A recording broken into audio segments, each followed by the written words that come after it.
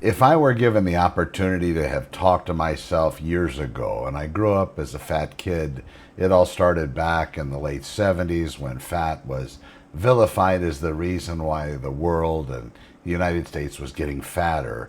And if you were around at that time, I know my mom was always trying to lose 30 to 40 pounds, and it came to a point where I, of course, started eating what she was eating, and then the weight came on. So then I got to eat more of the high sugary, high carb, zero fat foods, and of course, the rest is history.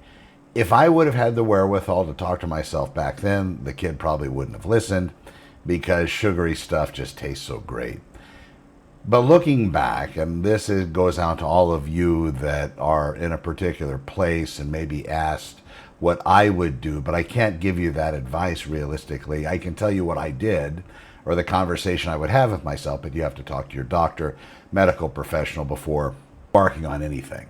So this is for my entertainment. But if I would have had to do it again, talking to myself, it would have probably started with getting into a doctor and looking at my hormone levels, especially if I was somebody that was maybe in better shape younger and then started to get fat as an older adult male.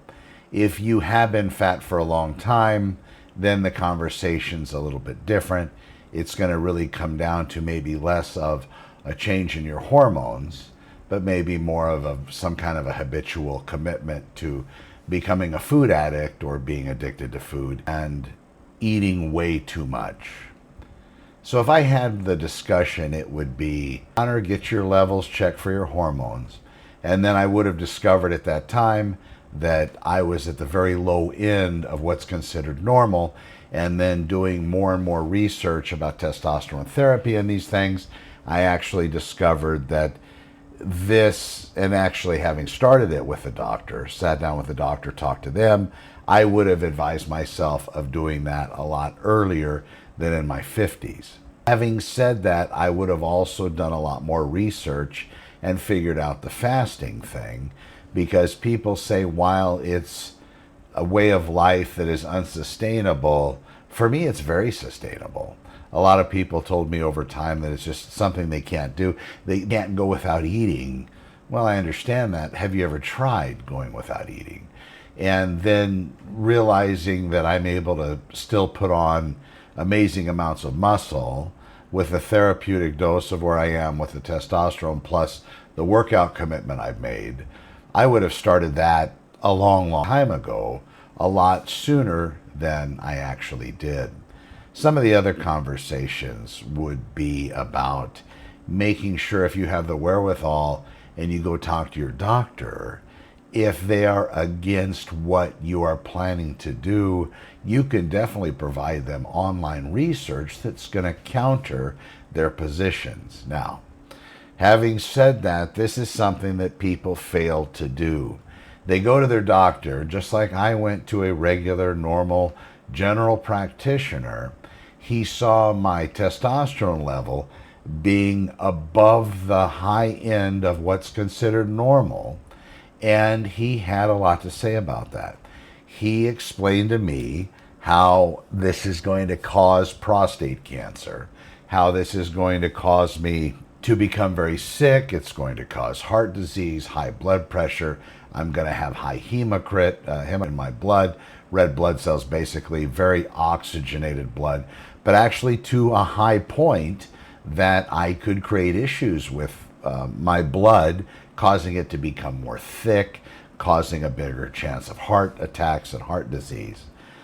That was the explanation he gave me. Then he started down the estrogen route, saying that this excessive testosterone is now created. He didn't run the test, but I can verify that definitely my estrogen has been high in the past when I was less frequent in dosing of the testosterone. The more frequently I inject just a smaller amount, but get that more close to a normal testosterone response, if my system wasn't damaged and I was still creating the same amount in my teens, everything would have changed. But when a male gets to 30, typically they start to lose the body's natural ability to produce testosterone. And again, looking at the different things, this is environmental factors, there's age-related factors. If you're a banged-up motor cop like I was, there's some surgery issues if you've had them. There's painkillers that you are taking for a period of time. And then if you drink alcohol, that slams it into the toilet. If you're eating a bunch of crap all the time, processed food, again, that's killing testosterone as well. These are all changes that I had to basically tell the doctor that my lifestyle, as fat as I was at 365 pounds, he was so much happier that that's where I was. And if my testosterone would have been the low end of normal, he would have not even mentioned it. But because I went in knowing, and then also I did my research too, so I was able to provide him paperwork and documents and references showing that causation isn't correlation with regard to some of the things that he talked about. And again, with the other items that he spoke about, you have to do your research. But I also realized that those things are fixed very easily depending on dosage and how frequently. Testosterone is a hormone. Men need testosterone. Women have much less. But as far as males go and muscle goes and muscle equating to longevity, that would be part of that conversation I would have as well. People frequently don't talk to their medical providers because of intimidation. They don't mention things to them that they've discovered, but I think it's okay. And then provide them with references. You're already paying for the appointment. You might as well let them know what you found out. And I understand they've been to medical school and all of those other countless hours and dedication to make people's lives better, but it always doesn't mean that they know the absolute best. So if they're telling you something that you've learned differently, then maybe ask them or show them what you've learned and see if that's something that is somewhere in the realm of possibility or if it's just going to be for fun. That would be part of the conversation I had with myself. I would say, you need to look at your hormones. So anyway, at 365 pounds, sitting here in front of this doctor, as he was telling me my testosterone's high and it's going to cause all these issues, I said, you know, Doc, I appreciate that, but I've been lethargic. I've just started feeling better. I've started working out again, which I wasn't consistent in any kind of workout. So at 365, I'm in his office, high blood pressure, him saying that the testosterone is going to exacerbate that. All these other things, I said, I'm still going to do it. He said, well, I don't recommend it. I say, I understand. I have another doctor, another doctor that's a hormone doctor, and I can recommend them. You can find them online, but actually sat down with me, and this was in a real office, not in a virtual setting, so he could check me out completely. And he sat down, he explained to me, he said, do you want to have kids anymore? And I said, no. He said, well, that's probably better because if you start taking testosterone from an outside source, usually you're going to stop producing it the way that you were. And I said, okay. He said, also, if you're concerned about your testicular size, then there could be an issue with that if you start taking just testosterone. And there's something else you can take with it that changes and makes everything continue to function. But if you just take that, then you could get some atrophy because the testicles don't produce. And I said, does that mean? He said, well, your balls could get a little smaller. And I said, well, that's okay. No issue with that. So we continued. And he said, and if you start this, and if you ever wanted to stop, more than likely it could have some kind of psychological impact. It could be where you go into this depression or you get sad. And yes, that is very true because at one point I had missed some dosages. Remember that other thing I said that keeps you normal as far as making your testicles still work, another type of injection. This was something that I was taking as well. The dosage wasn't correct, so I actually went off of testosterone, I can tell you, yes, the psychological impact was great, where I was very sleepy, very tired, very lethargic. It was as if I hadn't taken it before, because I was finding myself prior to testosterone at 365 pounds with a 65-inch waist, falling asleep at my computer and just dozing off and not having that energy. So I told the doctor, I said, I'm at 365. By taking testosterone, I feel great. I'm in the gym again. I'm not eating as much. Things seem to be different. I'm starting fasting as well. He had a whole big dissertation on fasting. Don't do it. You're going to go into starvation mode. You're going to start eating your muscle.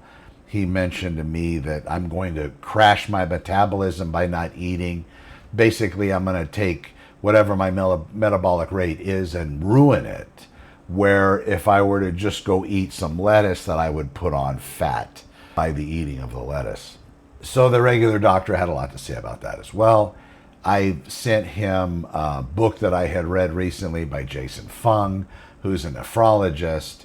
And in my state, again, my doctor was still very happy with the way that I was at that time without these self-imposed changes that I started to make by talking to other people and then talking to other doctors that specialize in hormone replacement therapy and other things.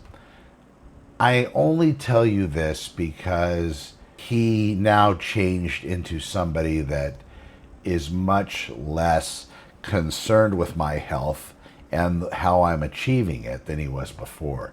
He sees a change and a reduction in body fat in a dramatic way, and then all of my health markers and everything completely changing, and me coming out on the other end of 365 pounds in much better shape than I ever had been before. If I would have started this, or at least had the fasting thing, my mind wrapped around fasting, I would have been so much better off. If I could go back and tell myself in my early teens, this is how you're going to fix this. You're going to just start implementing fasting. You're going to start not eating all the time. And the other thing I would have told myself that I've found is keeping insulin as low as possible is really a game changer for not only leanness, but also building muscle, keeping inflammation low, keeping your sleep better. And you're like, well, what does that mean? How do you keep your insulin low? When you eat carbohydrates, your insulin goes up because carbohydrates in their forms are sugars of some sort. So they're going to come in and your body's going to secrete insulin once it senses that there's something sweet coming in. And then the body's going to create the insulin. It's going to dose it, and then it's going to take the sugar that was in your blood that you just ate. It's going to take that and it's going to partition and put it away where it needs to be. If you eat too much of that or too consistently, your body's just constantly storing this stuff that you're eating, especially carbohydrates in the form of fat, just making more and more fat deposits. I would have explained that to myself and understood that, and then realized that the way that my body works, which might not be too different than other bodies, is when I eat too frequently sugary foods, I'm constantly in an insulin creating state. So if I'm a grazer, all day long, always got something going in, even if it's just a little bit, still creating an insulin response. With that hormone being so plentiful in a body, it creates problems. It creates diabetes. It creates Alzheimer's. It creates mental problems, heart disease. There are so many things that high insulin levels promote. That's why if I would have had my way, and I would have understood this as a kid, I would have grown up eating 5 things: meats, fish, eggs, and vegetables, and fruits, depending on season. And with fruits, because they're sweet and they carry carbohydrates, in the winter, going to a supermarket and getting 1.5 pounds of grapes and eating them doesn't help move the ball forward. So I would have told myself that. Point being to myself is, I understand this is sweet and this is great and this is wonderful and it's fruit. And as far as fruit versus a Twinkie, fruit's probably a better option. However, Twinkies aren't bad, but however, Twinkies are horrible. But looking at the fruit, grapes, living where I lived, yes, they can grow grapes. And grapes are seasonal. The ones I'm eating in December from the grocery store are ones that have been stored. So I would eat the vegetables for the season. I would eat the fruit that's out seasonally, whatever would be natural to the place I live, plus whatever meats, whatever fish, and whatever eggs. Just eat. That's what I would tell myself is the best way to eat. Now, moving from there, if I wanted some bread or pasta, because it doesn't fit in anywhere in there, but if I wanted bread or pasta, I would have to be wary and understand that with bread, it's typically enriched, so they have destroyed it and decimated it so much from its natural form, they have to put nutrients in it. I would have explained to myself that that's probably not a good thing. And in addition, making a friend of hunger would have come in with the fasting advice I would have given myself. In addition, I would have explained to myself that don't get all critical about muscle and fasting when you're fat. As long as you're lifting weights, I would have explained, you're going to retain the muscle. You might not build it as great, and I think if people would agree, you're not going to build muscle as great being in a fasted state. But at least keeping it and leaning things out and maybe even leaning out the muscle itself from having any kind of marbling or any fat inside, maybe that's the plan of attack. But as you're moving through it, understanding that muscle, having more muscle, you're going to burn more calories at rest. Just your movement, picking up a paper clip you dropped on the floor, the more muscle you have, the more calories you're burning just in that action. And then you look at the way muscle equates to longevity. I would have explained to myself, the more muscle you have, the less incidence of breaking hips, fracturing hips, falling off the couch, fracturing a rib, and having that be your life-ending movement. Well, you're going to have less of a likelihood of that happening the more muscle you're able to build and retain. I'm 55. I have been able to do this transition the last 2-3 years. It's something that I wish I would have done so much earlier. I remember being a fat cop. It's uncomfortable to be wearing 30 pounds of body armor, whatever they weigh now, but they just seemed inordinately heavy. A level 3A vest, a ceramic plate on your chest, rifle plate. I was so fat I could pull it off, and it actually made my belly look less fat, make it look like I had a massive chest because I have this plate, large ceramic plate sitting in the vest pocket, which usually wasn't worn by most patrol. They had an extra pad in here to maybe try to blunt out some of the force of that bullet striking and the vest catching it. But usually nothing hard and ceramic like that. So you had that added thing. But I remember being on the motorcycle, wearing the breeches, wearing the triple wool, the heavy uniform. And back then, in order to have an open collared shirt, you had to wear short sleeves. They didn't have the option that they do today, where you could wear long sleeves, but without a tie. You always had to have a tie on. So that sucked because you had the wool rubbing on the inside of the neck, and yes, there was some kind of fabric in there that wasn't exactly wool, but you're sweating all day long. You're on top of a police motorcycle. The ones that we had were air-cooled. Both the Kawasaki and the Harley BMW water-cooled didn't come in till later, but they're still hot, right? The engines, everything still runs hot. You still have the heat coming off the engine, so you have motor boots, all these things. Trying to do that fat sucked. Getting on and off the motorcycle as many times as you had to interact with the public and write tickets. I know everybody's going to be feel bad for the motor cops. But carrying around all that extra fat, I would have told myself there's a way around it. And you just need to quit eating so much. And the foods that you eat do make an impact. You can go and eat 1,000 calories in broccoli, or you can eat 1,000 calories in ice cream. Over time, if that's the complete diet of each one of those people, you're probably going to see that the sugar ingestion with the ice cream over time is going to cause a different kind of body than the one that's eating broccoli all the time. Now, that's horrible as far as an example go, because you're missing all the other nutrients. But calories being calories, your body does treat them differently when they do get eaten. And you can see that from food addiction as well, and that would be another conversation I would have with myself. People that talk about moderation, maybe they can do it. Maybe they can moderate alcohol, maybe they can moderate sugar, maybe they can moderate starchy carbs or those types. Maybe they can do this.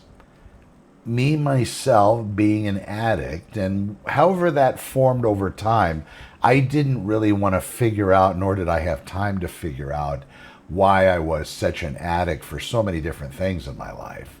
I just decided, and this is another conversation I would have, I decided, listen, I might not have time to actually fix everything that's broken within me before I move in and move my body from being so fat into something less fat and maybe more muscular and maybe better health, and then I can deal with all that other crap being a little bit healthier and better shape. That would have been an incredibly valuable conversation if I would have listened and actually implemented it. That's the problem.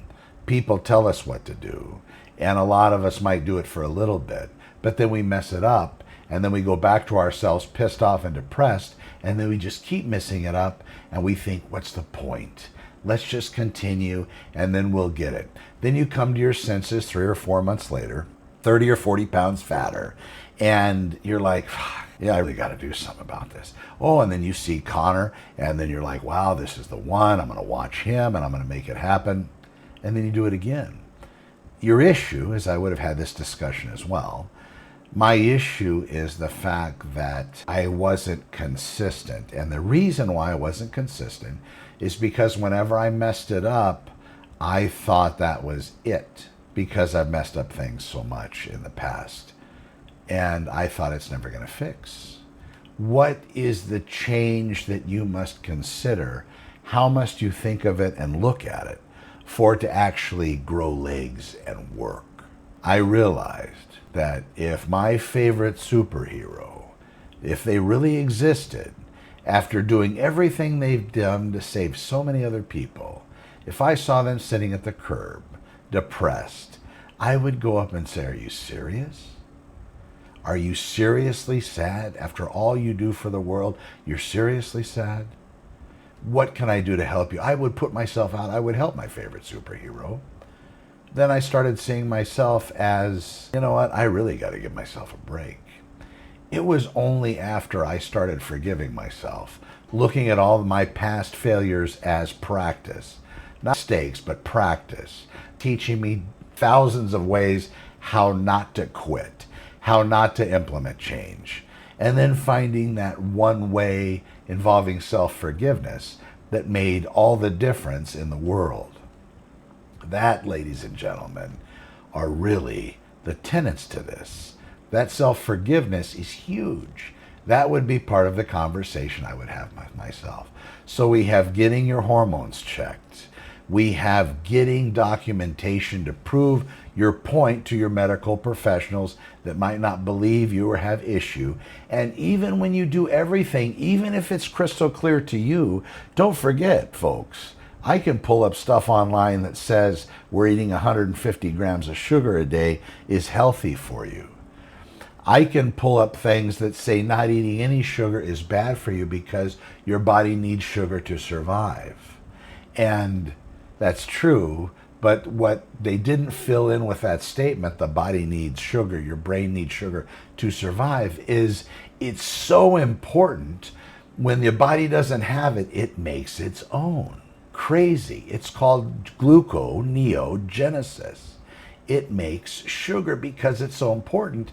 So then the conversation with myself would also be, there is no such thing as a necessary carbohydrate. Your body makes it when it doesn't have it. That's the explanation. It would have been so many of those things that I would have told myself. I would have explained to myself. But I think the biggest thing would have been the conversation about self-forgiveness and realizing that at some point it's either going to work or it's not. But the more I get depressed and sad because I failed myself, not forgiving myself and moving on, the more I stayed in the same rut and unhappy for a very long time. These are conversations I would have with me if I had the opportunity. Things that I've thought about and looked into. The muscle mass loss was huge for me. I was worried about losing muscle mass. Here I am, a super fat guy. I don't know if you've seen the before and after pictures, but you can look them up. Connor McIver fat. And you'll see this massive 65-inch waist that in one of the videos I'm actually lifting up. And it's weird now. It's very strange going from 65 to the mid-30s. It's just a very odd thing. I hope this helps. You can do this. You just have to forgive yourself. And you have to look at how important it is for you. Think back at things that were very difficult that you've changed and you were able to move on from. Take a moment and think of something that you were changed. Maybe you quit cigarettes. Maybe you changed some habit that you had a long time. Maybe you were tying up with your kids and arguing with them when that doesn't solve anything. Maybe it's something like that. But something that seems so big and so difficult and so terribly hard to fix, you were able to do it. Fat is something else. The way that you eat is something else. You can change all of those things. You can make decisions to not go to the drive-thru and get 15 tacos when nobody's looking. You can make a decision that, yes, I'm going to go eat an entire box of donuts today, but I'm not going to do it in hiding. I'm going to go eat 15 pizzas, but I'm not going to do it in hiding. Those things that you do that you don't want anybody else to see, take a moment and reflect on those.